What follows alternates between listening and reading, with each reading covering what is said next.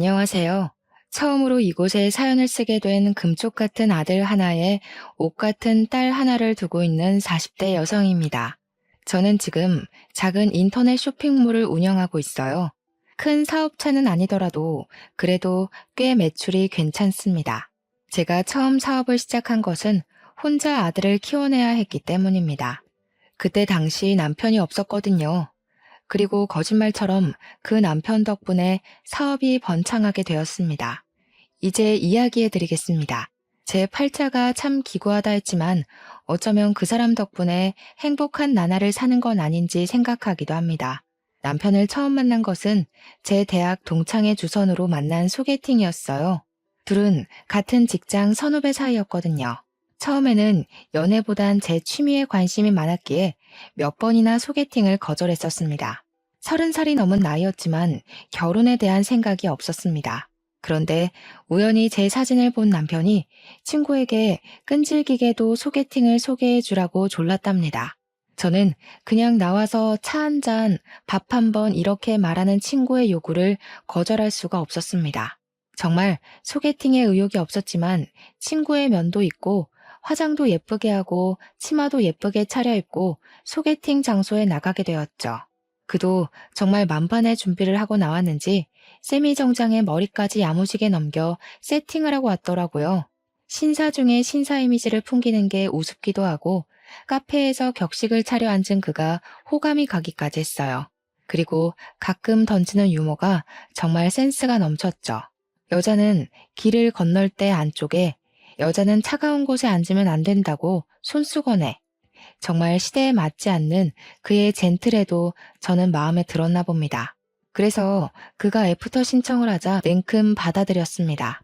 귀가 찢어져라 웃어대던 그는 다음 데이트 코스를 벌써 쪄놨다며 기대하라고 하더라고요. 사실 오래 만날 거란 기대 없이 나간 자리였고 막상 나가서 보니 호감 가기도 했고 30대가 되다 보니 외롭기도 했는지 그 남자를 계속 만나게 되었습니다.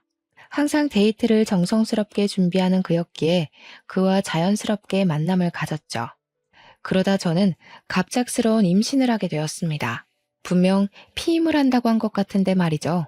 제가 임신 소식을 알렸을 때 그는 뛸 듯이 좋아하더라고요. 자신이 아빠가 된 게 맞냐면서요. 그의 모습에 저는 이 남자 나를 사랑하는구나 하고 느꼈어요. 1년도 안 된 연애에 저는 사실 그를 사랑하는지 확신이 서지 않았습니다. 하지만 아이를 위해 그와의 결혼을 선택했습니다. 뱃속에 있는 생명은 제가 책임을 져야 한다고 생각했거든요. 임신이 되면서 급하게 상견례를 하고 식장을 구하고 아파트를 구하느라 하루 종일 파김치가 될 지경이었어요. 그래도 어쩌겠어요. 아이는 생겼고 뱃속의 아이는 자랄 텐데요. 결혼을 서둘러야 했습니다. 너무 서둘러서 그럴까요? 가끔 뱃속의 아이를 원망스러울 때도 있었어요. 달가운 임신이 아니었기에 아이만 안 생겼으면 여유 있게 결혼 준비를 했을 텐데 하고 말입니다. 집을 계약하고 결혼식장에서 미리 예복을 입어볼 때였어요. 아랫배가 묵직하면서 너무 아파지는 거예요. 저는 드레스를 입은 채로 쓰러졌습니다. 급하게 응급실로 실려가고 자궁외 임신으로 긴급 수술을 해야 한다고 하더군요.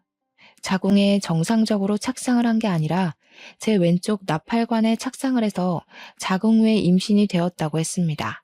조금 늦게 발견했는데 더 늦었다면 나팔관 파열로 큰일 날 뻔했다고요. 아이가 들어있는 나팔관을 어서 잘라내야 한다고 하더군요. 순간 눈물이 왈칵 흘렀습니다. 결혼 준비로 제때 산부인과에 가서 진찰을 받지 않아서 그런 건 아닌지, 제가 아이를 환영하지 않아서 생긴 일은 아닌지, 아이가 제가 원망한 걸 알아서 그렇게 된 일은 아닌지 머릿속에 별별 생각이 들더라고요. 아이는 그렇게 제 한쪽 나팔관과 함께 저와 헤어져야 했습니다. 처음부터 아이를 환영했다면 얼마나 좋았을까 후회하고 또 후회했습니다. 수술을 하고 정신이 드니 남편이 제 손을 꼭 잡고 괜찮다고, 아이야 결혼 후에 또 가지면 된다고 다독이더군요. 하지만 어른들의 생각은 항상 우리의 예상과 비켜가잖아요.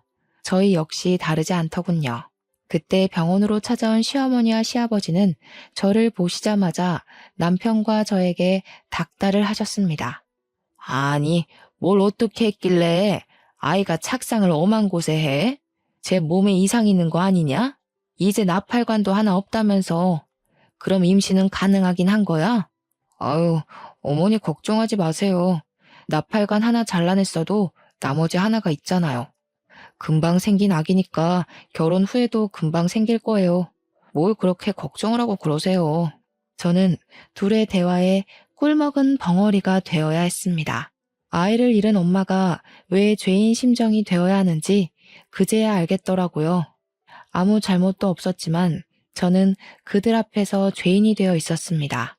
방금 의사 만나고 왔다. 나팔관 하나만 남으면 그만큼 임신율이 떨어진다고 하더구나. 그래가지고 정상적인 애를 낳긴 하는 거야? 문제 있는 애 낳지 말라는 법도 없잖아. 당장 이 결혼 취소해.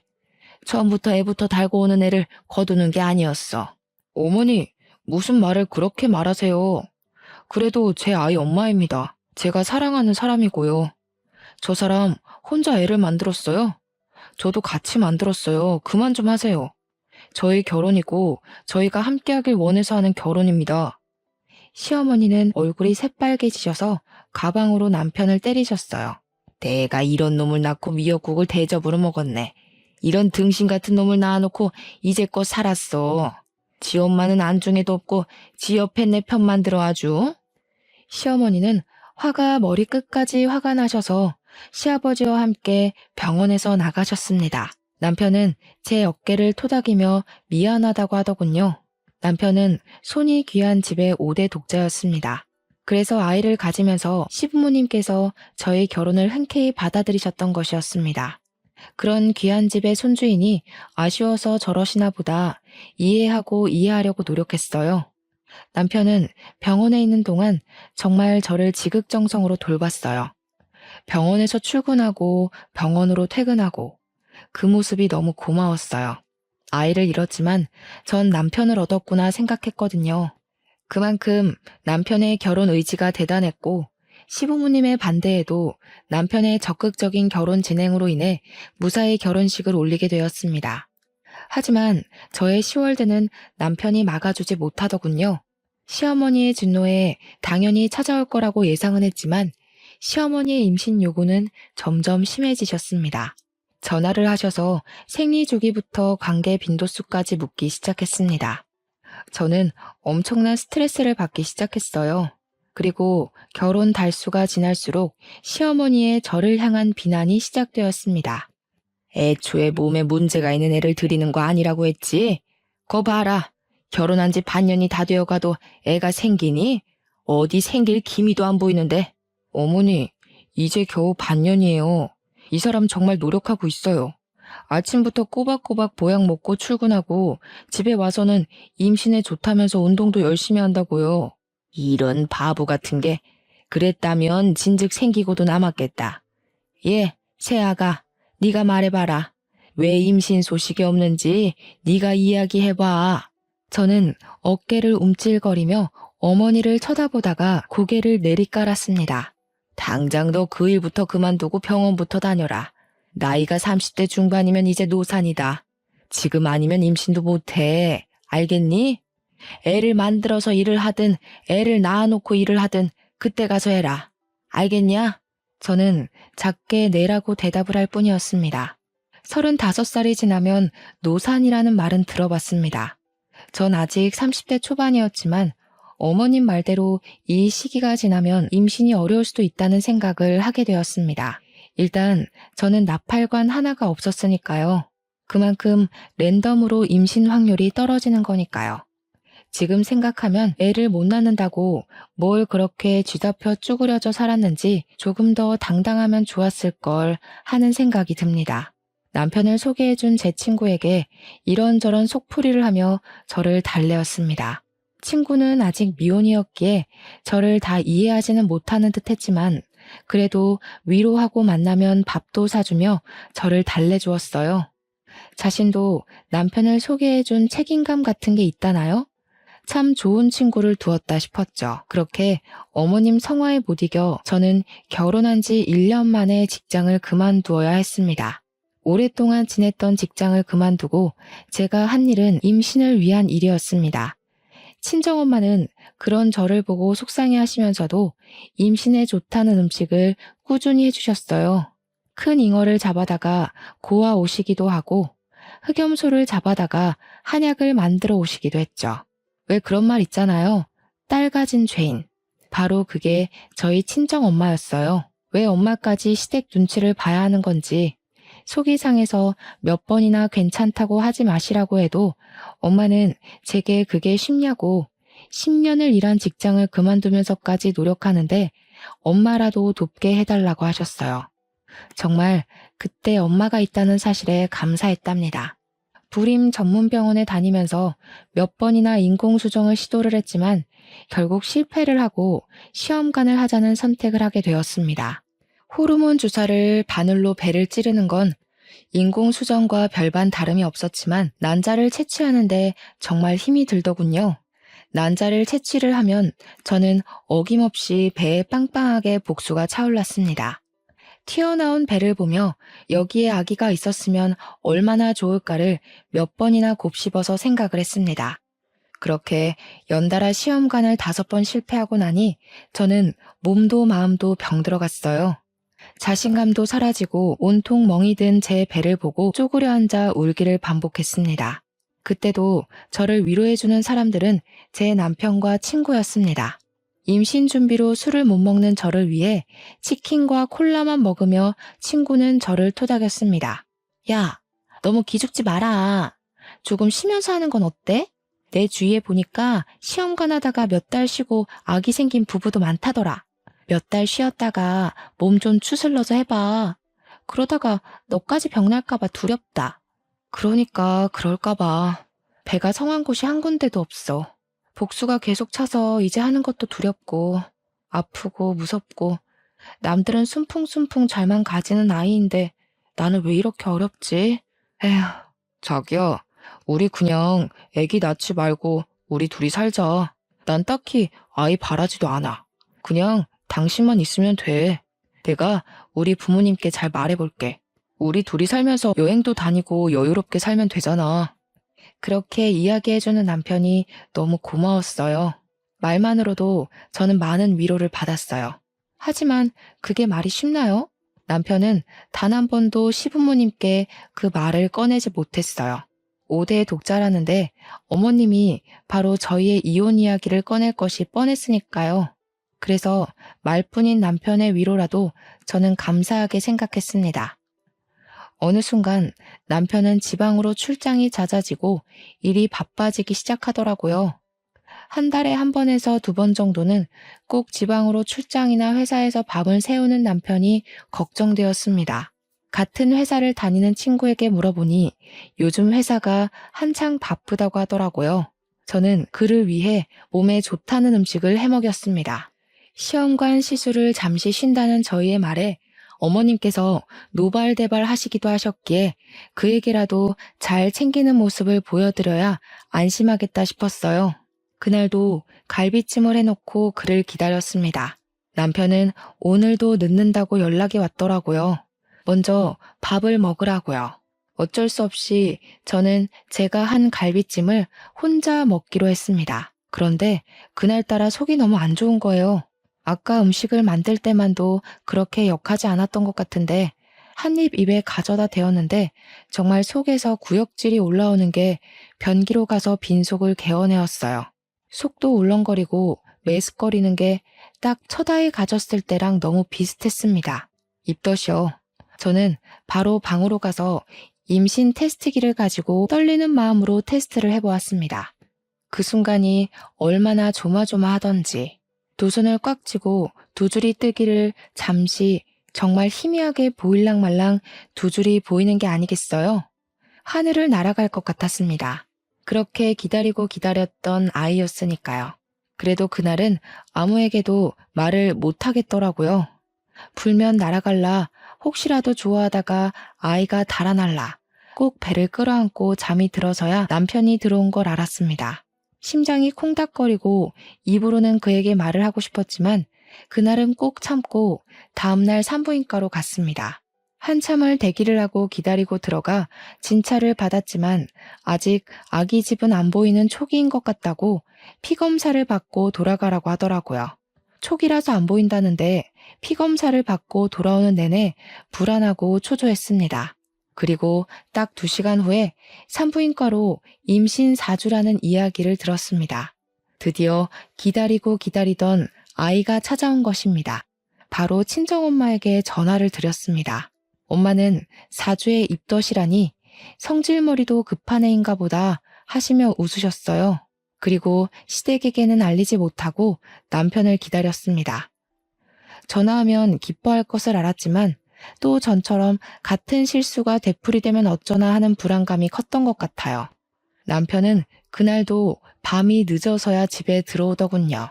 저는 남편에게 테스트기와 피검사로 4주차라는 것을 알려주었습니다. 그런데 남편의 표정이 하나도 기쁜 표정이 아닌 겁니다. 딱딱하게 굳어있는 그의 표정에는 미소가 없었습니다. 첫 아이 때와는 너무 다른 그의 표정에 저는 실망을 감출 수가 없었어요. 아이가 생긴 게 기쁘지 않냐고 물었더니 기쁘다. 딱 이 한마디 하는 겁니다. 얼마나 기다리던 아이인데 어떻게 저 한마디로 퉁치려 하는 건지 저는 도저히 이해가 되질 않았습니다. 친구에게 전화를 걸어 그가 변했다. 그 사람 혹시 바람난 거 아니냐부터 해서 온갖 푸념을 했습니다. 다음날 바로 친구가 집으로 찾아왔더라고요. 선배, 진짜 너무한 거 아니에요? 와이프가 아이를 가졌으면 들쳐안고 좋아하지 못할 망정. 좋다는 표현도 제대로 안 했다면서요? 어떻게 그래요? 나도 물론 좋지. 그런데 또 전처럼 그렇게 좋아했다가 그럴까봐 너무 걱정돼서 그렇지. 이번이 마지막인 것 같기도 하고. 마지막이라니? 무슨 말이 그래. 우리 둘째도 낳아야지. 안 그래? 아이 하나만 있으면 외롭대. 하나 더 낳아서 키우자. 그의 입에 어색한 미소가 피어났습니다. 그도 첫 아이를 잃고 저만큼 많이 힘들어했구나 하는 생각이 들었어요. 같은 부모니까요. 그를 꼭 끌어안고 이번엔 괜찮을 거라고 위로를 해주었습니다. 이번에는 절대 아이를 지켜내겠다는 결심으로 절대로 무리한 일을 하지 않았습니다. 그렇게 아이는 제대로 제 자궁에 예쁘게 안착을 잘 해주었습니다. 작게 불러오는 배가 신기해 자꾸 손으로 문질러 보고 아직 듣지 못한다는 걸 알면서 말도 걸어보았습니다. 그렇게 저는 드디어 아이가 안정기에 들어설 때였습니다. 남편이 필리핀으로 출장을 가게 되었습니다. 그의 짐을 하나 챙겨서 캐리어에 넣으면서도 서운한 마음에 입을 삐죽거렸어요. 남편은 며칠 안 걸리는 일이니 일주일 안으로 오니까 걱정하지 말라는 말을 하더군요. 저는 그를 보내기 싫었지만 출장이라니 아무 말도 못하고 그를 보내야 했습니다. 그렇게 그가 떠나고 한 3일이 지났을까요?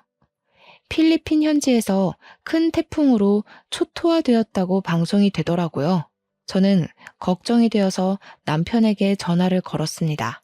그런데 현지가 태풍 때문인지 전화가 연결이 안 되더라고요. 마음은 초조하고 불안하기만 했습니다. 같은 회사에 다니니 친구에게 전화를 걸어보니 친구도 전화를 받지 않는 겁니다.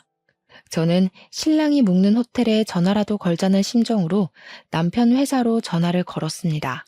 그런데 저는 거기서 황당한 이야기를 들었습니다. 남편이 출장이 아니라 휴가를 썼다는 겁니다. 그것도 제 친구랑 둘이서요. 동시에? 같이? 친구는 저에게 휴가를 썼다는 말을 한 적도 없었습니다. 뭐 그럴 수도 있죠. 친구 사이에 휴가를 일일이 썼다고 보고하진 않잖아요? 며칠 전 친구와 전화했을 때만 해도 회사가 바빠서 아무 데도 못 간다. 너희 남편도 출장 때문에 애 많이 먹는다. 이랬거든요. 저는 철석같이 믿을 수밖에요. 다시 남편 회사의 출장 스케줄에 대해 물어보았습니다. 웬걸? 지난 1년 동안 남편에게는 출장이 없었습니다. 저는 감쪽같이 속아왔던 겁니다. 남편과 친구에게. 그리고 감이 왔습니다. 이 두 사람 나에게 숨기는 게 있다는 걸요. 그제야 남편이 왜 아이를 반기지 않았는지 친구가 빈번하게 저에게 전화를 걸며 어디 있냐고 확인을 했는지 알게 되었습니다. 그럴 거면 처음부터 둘이 사귀지 왜 저를 소개시켜 준 걸까요? 하늘이 원망스럽고 믿었던 친구와 남편의 배신으로 세상이 무너져 내렸습니다. 그러던 중 경찰서에서 전화가 와서 남편이 실종되었다고 하더라고요. 시댁이며 친정이며 난리가 난 와중에 남편과 같이 있던 친구가 보름 만에 한국으로 돌아왔습니다. 고개를 숙이고 제 앞에 서 있는 친구에게 저는 뺨을 내리쳤습니다. 사실 그걸로도 모자랐죠. 그 당시 제 심정으로는 몸통이라도 내리치고 싶었거든요. 네가 어떻게 나한테 이럴 수가 있어? 내 남편이랑 나를 속이고 그동안 만났던 거야? 도대체 왜? 그럴 거면 차라리 이혼하라고 하지 왜 속였냐고. 처음에는 그냥 실수였어. 선배가 너무 힘들어해서 같이 술을 마시다가 같이 자게 됐는데 끊을 수가 없더라고. 그를 사랑하게 되었으니까. 어? 사랑? 그럼 그때라도 말했어야지. 너희들 사랑의 노름에 나까지 끼워놓지 말고 그냥 순순히 이혼하라고. 내가 그럼 그 사람이랑 계속 살았겠어? 아이까지 가졌는데. 그럼 이제 어쩔 셈이었는데? 유부남의 애아빠에 너는 나한테 미안하지도 않니? 그게 왜 내 아들 탓이냐? 네가 빨리빨리 애를 가졌으면 우리 아들이 그렇게 힘들어했겠니? 이야기 들어보니 그동안 얼마나 마음고생이 심했으면 남편이 밖으로 돌아. 어머니, 무슨 말씀을 그렇게 하세요? 남편이 바람난 게 저 때문이란 말 너무 하시네요? 이제 아이도 가졌는데 앞으로 어떻게 하라고 그런 말을 하는 거예요? 그러니 있을 때 잘하라는 말이 왜 있는데 그렇게 떽떽거리니 우리 아들이 밖으로 놔두는 것도 무리가 아니다. 그깟 애 하나 가졌다고 유세 부리냐? 아비 잡아먹은 애를 누가 반긴다고 그렇게 얼굴 빳빳하게 들고 서 있나 몰라? 사돈, 듣자 하니까 말 좀 가려서 하세요. 여기 저희도 있는 거 안 보이세요? 그동안 저희 애한테 그런 식으로 말씀하신 거예요? 시어머니는 친정엄마를 위아래로 훑어보셨어요. 이래서 사람은 가려서 사귀라는 말도 있는데 내가 집에 사람 하나 잘못 들여서 이게 무슨 꼴이냐? 지금 내 아들은 살았는지 죽었는지도 모를 판에 아휴 내가 말을 말아야지. 시어머니는 획 돌아서 가버리셨어요. 아무리 아들이 사라졌다지만 시어머니의 냉정함에 혀를 내둘렀어요. 어떻게 저렇게 태연하게 계실 수가 있는 건지 혹시 남편은 주워온 아이가 아닌지 의심까지 들 정도였어요. 저는 배를 끌어안고 울고 또 울었어요. 갑자기 남편도 사라졌는데 아이 또한 아빠가 사라졌으니까요. 제대로 사랑 한번 못 받아본 아이가 가여웠어요. 돌아온다고 해도 바로 이혼을 할 생각이었으니까요. 그래도 이렇게 손 놓고 있을 수만은 없었습니다. 아이의 아빠니 일단 찾아놓고 죽이던지 살리던지 머리를 죄다 뽑아놓든지 하자고 생각하고 여기저기 전화를 돌리면서 남편을 수소문하기 시작했어요. 도움이 될까 싶어 교포 사이트에 들어가서 태풍 현지 소식도 보기도 했는데 워낙 큰 관광지라서 누가 사라져도 모를 정도더군요. 도저히 한국에서는 찾을 방법이 없을 것 같아 제가 직접 필리핀으로 가봐야겠다고 생각했습니다. 친정에서는 홀몸으로 어디 가냐고 저를 말리시더라고요. 이제 겨우 안정기를 지났는데 위험하다고요. 저 대신 친정아버지가 필리핀에 가서 알아보신다고 필리핀으로 이사 가시고 저는 집에서 엄마와 함께 지내게 되었습니다. 그런데 황당한 건 시부모님은 남편을 찾을 생각조차 안 하는 겁니다. 손 놓고 아무것도 안 하시고 궁금해하지도 않는 겁니다. 5대 독자가 귀환해 남의 집 대를 끊어놓네 마네하며 구박하실 때는 언제고 막상 아들이 실종됐는데 찾지를 않는다는 게 이해도 안 됐지만 남은 정마저 끊어놓은 사건이 일어나게 되었어요. 친정엄마와 있는 저희 집으로 시부모님께서 찾아오셔서 남편 사망보험금 수익자를 바꿔놓으라는 겁니다. 너희 남편 사망보험금 알지? 왜 결혼할 때 너희들 보험 들었잖아. 그거 수익자 이전 좀 하자. 우리 앞으로 돌려놓으렴. 네? 지금 무슨 말씀이세요? 그거 실비랑 사망보험금 얼마 나오지도 않았어요. 그런데 갑자기 수익자는 왜 바꾸자는 거예요? 왜 너희 다른 보험도 따로 들어놓은 것도 있잖아. 그것은 왜 빼냐? 그것도 있잖아. 전 말이 꽉 막혔어요. 생각하고 있지도 않은 보험까지 들먹거리며 저를 압박하는 게 이상했어요. 일단 당사자는 살았는지 죽었는지 모르는 상태인데 말이죠. 어머니, 지금 무슨 말씀하시는지 모르겠어요. 지금 그 사람이 죽었다고 생각하시는 거예요? 아직 그 사람 머리카락 한 올이라도 나왔어요. 그런데 왜 그 사람 죽은 사람 취급하세요? 너무하다고 생각하지 않으세요? 아무리 아들한테 정이 없어도 찾는 신용이라도 하시고 보험을 이야기하세요. 그리고 보험금 나와도 우리 아이 거예요. 그러니까 다시는 보험금 이야기도 꺼내지 마세요. 아이고, 저 도끼 눈 뜬 것 좀 봐라. 내 아들 죽여놓고 나도 죽일 셈인가 보네. 내가 내 돈으로 일평생 키워놓은 자식 죽은 돈 좀 받겠다는데 그게 이렇게 취급받을 일이냐? 아무리 배운 것이 없다지만 내가 아들 키워놓고 이런 취급받으려고, 아이고, 죽은 놈만 불쌍하지. 저는 시부모님의 등을 떠밀다시피 하면서 현관문 밖으로 밀어넣었습니다. 아무리 아들이 죽으면 남이라지만 어떻게 이럴 수가 있을까요? 몇 달 동안 남편은 소식도 없는데 부모들은 아들 사망보험금에만 관심을 가지다녀. 배는 점점 불러오고 산 달이 되자 친정아버지가 이제는 남편의 장례를 치르자고 하더라고요. 아이가 태어나기 전에 하자고, 태어난 후에는 아이한테 안 좋을 수도 있으니 그 전에 하자고 하셨어요. 실종 상태라서 사망신고는 안 되어도 장례를 치를 수 있다면서요. 그만 보내주자는 말에 울고 또 울었습니다. 그렇게 저희는 시체 없는 장례를 치르고 빈 유골함을 납골 땅에 봉헌했습니다. 그런데 그날에도 시댁에서는 코빼기도 안 비치더라고요. 아들은 안중에도 없고 보험금만 이야기만 하시는 게 원망스럽기까지 했어요. 장례를 치르고 나니 이제 정말 그 사람은 저의 마음속에서도 죽은 사람이 되었습니다. 그래서 보험도 정할 겸 보험사에 문의를 했습니다. 보험사에서는 실종 5년이 되면 받을 수 있다고 말하더군요. 저는 수해 피해자들은 특별 실종으로 간주되지 않느냐고 물었습니다. 그럼 1년이 지나면 사망으로 인정해준다고 들었거든요. 일단 남편은 태풍으로 실종된 상태였으니까요. 실종 당시 비슷한 사람이 발견되어서 실종 5년이 있어야 한다는 겁니다. 비슷한 사람? 이라는 말에 저는 아직 남편이 못 돌아오고 있는 것은 아닌지 의심이 들었습니다. 현지에서 발이 묶여 있을지도 모른다는 생각이 들었거든요. 하지만 적극적으로 찾는 것을 그만두었습니다. 시댁이나 남편이나 이제 돌아와도 정남이가 뚝뚝 떨어져 신경 쓰고 싶지 않았거든요. 차라리 죽으면 돈이라도 받지 하는 생각이 들었습니다. 바람 피우다가 돌아온 남편 뭐가 좋다고 반기겠어요. 저는 아이를 혼자 낳아 기르게 되었습니다. 예쁜 아들을 낳은 것까지는 좋았는데 육아라는 게 보통 일이 아니었어요. 결국 저는 집을 내놓고 친정으로 들어가서 살게 되었어요. 일을 하면서 아이를 돌볼 수가 없었거든요. 그러면서 아이를 돌보면서 할 수 있는 일을 찾아보게 되었습니다. 인스타에서 아이들의 용품을 올리면서 파는 지인을 보게 되어 저도 같은 일을 하게 되었습니다. 그런데 벌이가 변변치가 않더군요. 아이는 자라고 돈 들어갈 때는 많아지는데 어떻게 할 수가 없으니 저는 자연스럽게 친정의 애를 맡기면서 다른 일을 병행했습니다.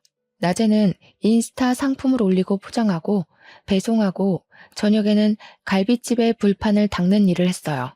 그런데 그곳에서 열심히 불판을 닦는데 누가 저를 알아보더라고요.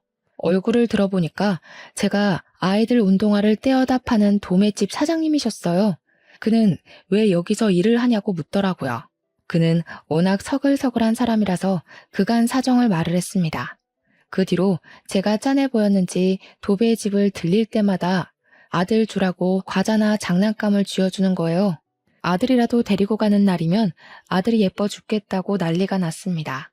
참 애들을 좋아하는 사람이라고 생각했는데 그가 저에게 데이트 신청을 하더라고요. 관심이 있다면서요. 하지만 전 그의 말을 거절했어요. 어쩌면 정말 남편이 살아있다면 이건 불륜이었고 그때 저는 연애할 틈이 나질 않았거든요. 그래도 그는 저를 찾아오며 가며 저와 아들을 알뜰살뜰 보살피더라고요. 기다린다면서 남편이 돌아와도 이혼이라는 걸 그는 알았으니까요. 참 듬직한 남자였어요. 그렇게 남편이 실종되고 5년이라는 시간이 후딱 흘러가더라고요. 저는 생각도 못하고 있었는데 경찰에서 전화가 왔어요. 사건 종결할 테니 남편 사망 처리하라고 하더군요. 귀찮은 말투에 해외 사건이니 이런 건 찾기 불가능이라고 툭 던지는 말투에 깊은 숨을 내쉬었습니다. 살아있으면 진작 왔을 시간이니 그의 사망 신고를 하고 저는 보험금이라도 위자료로 받아야겠다 생각했습니다. 그렇게 보험사로 가서 보험 문의를 하니 보험금이 제가 예상한 2억 5천이 아닌 7억이었습니다. 뭐가 이렇게 많나 봤더니 남편이 다른 보험 하나를 따로 들어놓고 불륜 여행 주제에 여행 보험까지 들어놓고 갔더군요. 참 기가 막히죠. 그래도 저는 그 돈을 감사히 받았습니다. 아들 잘 키우라고 돈은 넉넉하게 남겨뒀네 생각했습니다. 그리고 그 돈을 가지고 인스타의 작은 쇼핑몰이 아닌 인터넷의 쇼핑몰을 차렸습니다. 본격적으로 일을 시작하니 인스타에서 입소문이 크게 나면서 대박을 터뜨렸습니다. 드디어 숨이 트이는구나 싶었어요. 죽은 남편 덕이라고 생각했죠. 양심은 있구나 하고요. 그리고 거래처 사장이었던 그가 저에게 청혼을 했습니다. 남편도 사망 신고도 했고 사업도 자리 잡혔으니 자신을 받아주라고요. 5년 동안 한결같은 그를 어떻게 싫다고 할까요? 저희는 바로 결혼을 했습니다. 결혼을 하기 전까지 저는 그가 부자라는 사실을 몰랐습니다. 그는 이미 빌딩 몇 개를 소유할 정도로 그 지역에서는 유명한 재력가였더라고요. 왜 말 안 했냐 물어보니 악바리같이 버텨내는 저를 보고 나 돈 많으니 나한테 기대라는 말을 못했다네요. 재수없어 보일까봐 그때 당시 저는 그에게 곁을 내주지 않았었으니까요. 참 섬세하고 따뜻한 사람이었어요. 축복은 연달아 생겨온다고 하잖아요. 그 축복이 저에게 또 찾아왔어요. 그와 결혼한 지 몇 달 되지 않아 저는 둘째를 가지게 되었습니다. 그렇게 그 전에 바라고 바라던 임신이 그를 만나고는 순식간에 이루어지다니 그를 만난 것이 저에게 축복이자 선물 같았습니다. 그는 드디어 아들에게 동생이 생겼다고 얼마나 좋아하던지 그 모습에 또 감동을 했습니다. 그렇게 행복한 시간을 보내고 있는데 갑자기 누군가 현관문을 두드리며 초인종을 신경질적으로 눌러대는 겁니다. 제가 나가보니 전 시부모님이었습니다. 정확히는 실종된 남편의 부모님이죠. 그리고 그 옆으로 제 남편과 불륜을 저지른 친구가 있는 겁니다.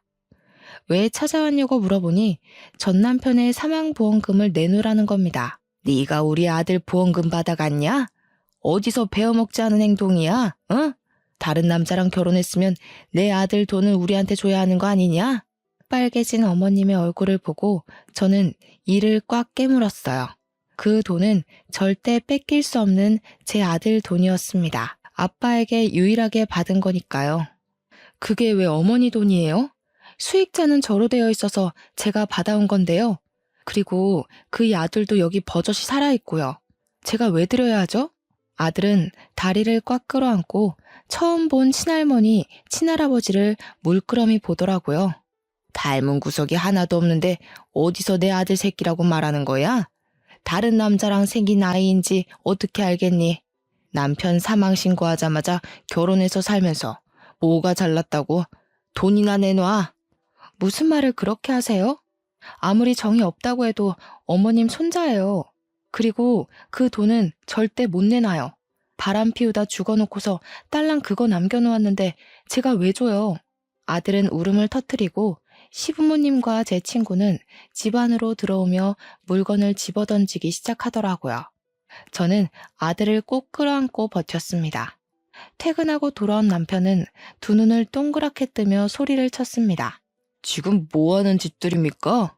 홀몸도 아닌 사람한테 남의 집에서 뭐하는 짓이냐고요? 당장 나가세요. 당신이 지금 제 편이야? 그새 애까지 가졌어? 정말 할 짓 다 하고 사는구나. 내 아들 죽은 돈 내놔. 7억 내놓으라고. 내 아들 죽여놓고 그 돈 가지고 집 팔자 고치고 앉아있어. 불쌍한 내 아들. 아이고, 죽은 놈만 불쌍하지. 시어머님이 바닥에 앉아서 통곡을 하지 친구는 어머니의 팔을 잡고 저를 노려보더라고요. 제가 시어머님을 그렇게 만든 것처럼요. 남편은 화가 났는지 바닥에 주저앉은 시어머님을 질질 끌고 현관까지 갔습니다. 7억이요? 드릴게요. 드리면 되죠? 당장 나가세요. 내 아들, 내 아내 옆에서 당장 꺼지고 다시는 앞에 나타나지 마세요. 그걸 왜 줘요? 우리 준서 돈이에요. 나중에 크면 줄 거예요. 준서는 내 아들이야. 저 사람들이랑 다시는 엮이게 두고 싶지 않아. 7억 드릴 테니까 계좌 부르세요. 그리고 다시는 내 아들, 내 아내 근처에 얼씬거리지 않는다고 맹세하세요. 시어머니는 정말 거짓말처럼 울음을 뚝 그치고 자리에서 일어나셨어요. 소매로 눈물을 콕콕 찍어내더니 남편에게 계좌번호가 적힌 쪽지를 건네주더군요. 기막히고 어이가 없는 상황에 입이 떡 벌어졌습니다. 남편이 이체된 핸드폰을 보여주니 그제야 입가에 미소를 띠고 그냥 횡하니 사라지더군요. 저는 서러움에 주저앉아 울고 말았어요. 그렇게 쉽게 주고 싶지 않았는데 실컷 골려라도 주고 싶었는데 그걸 홀라당 빼앗긴 느낌이 들었습니다. 울고 있는 저를 남편은 끌어안으며 토닥였습니다. 그만 울어. 준서가 놀라잖아. 내가 그걸 안 주면 또 찾아왔을 테고 그럼 준서가 또 놀랄 거 아니야. 내 아들이 그런 상황을 겪는 게 너무 싫어서 그랬어. 당신 뱃속에 우리 둘째도 걱정되고 내 식구니까. 그리고 우리 준서는 내 아들이잖아. 아버지로서 해야 할 일을 한 거야. 저는 고개를 끄덕이며 그를 꽉 끌어안아 주었어요. 너무 남편에게 고마웠습니다. 정말 마음으로 친자식으로 여겨주니까요. 아들에게 진정한 아빠가 생겼다고 생각했어요. 배가 불러오고 막달이 다 되어갈 때 저에게 전화가 한 통 왔습니다. 경찰서에서 전화가 왔더라고요. 보험 사기로 연루되었으니 출석하라고요. 보험 사기라니 무슨 말도 안 되는 일인가 싶었어요. 그가 사망해서 정당하게 보험금을 받았을 뿐인데 갑자기 겁이 덜컥 나더라고요. 보험금 받은 것도 다 뺏겼는데 사기라니. 남편은 혼자서는 못 보내겠다고 같이 가겠다고 하더군요. 그렇게 배불뚝이 상태로 뒤뚱거리며 경찰서로 갔습니다. 경찰서에 가서 보니 전 남편과 시부모님, 제 친구가 나란히 앉아 있는 겁니다. 전 남편의 몰골은 가관이 아니었습니다. 덥수룩한 수염에 머리도 산발이 되어서 저를 힐끔거리더니 고개를 다시 숙였습니다. 살아있었더라고요. 그것도 사지 멀쩡히. 기가 막히는 현실에 웃음도 제대로 나오지 않았습니다.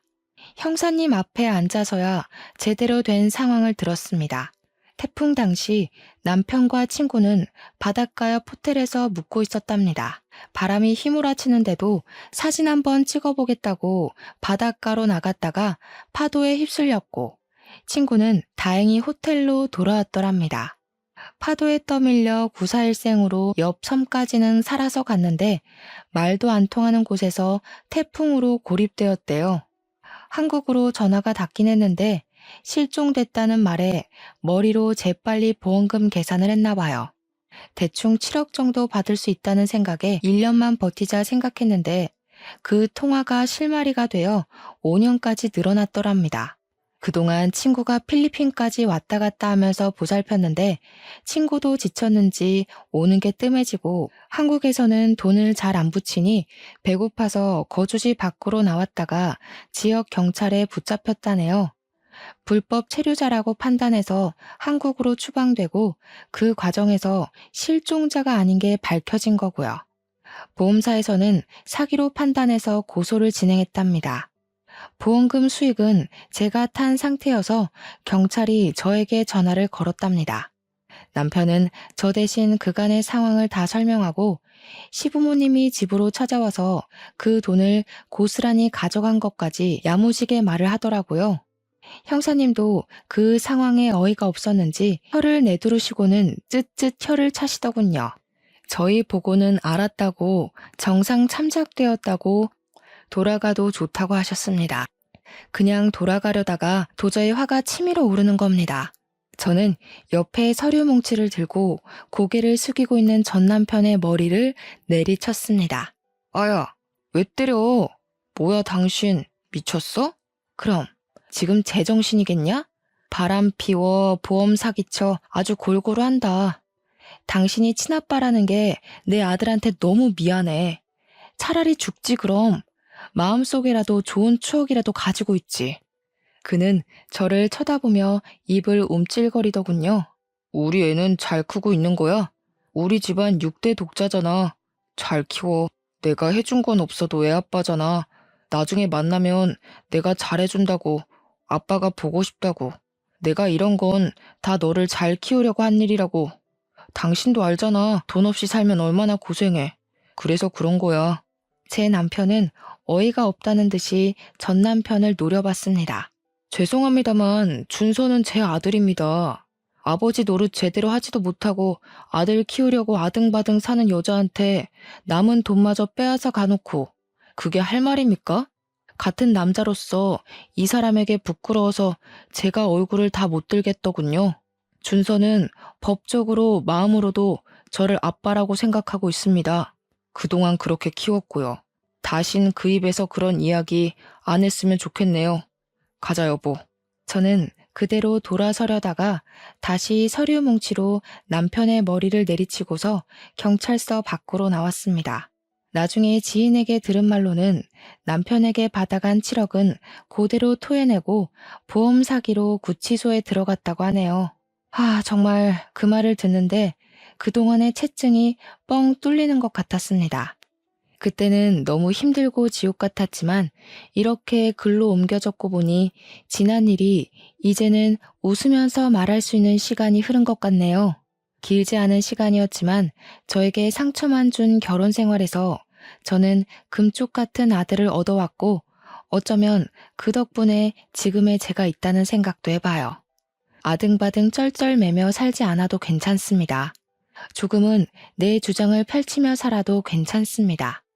오늘도 다짐을 하고 또 해봅니다. 제 사연을 적어 올리게 된 것도 별별 사람들 속에 그래도 참고 또 인내하다 보면 좋은 일이 생길 거라는 겁니다.